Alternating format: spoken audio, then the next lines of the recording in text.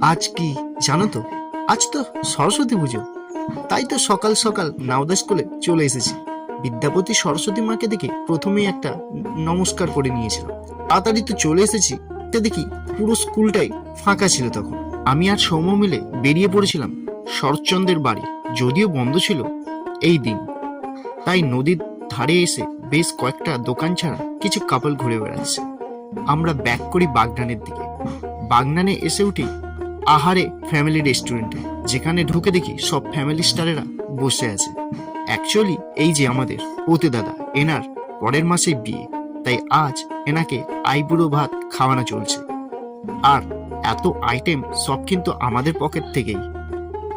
যাই হোক, আশীর্বাদ পালা শেষ হয়, তারপর চলে তুমুল খাওয়া দাওয়া। হি হি, বাই, দেখা হচ্ছে বিয়েতে। একদম, তাও বড় ভ্লগে।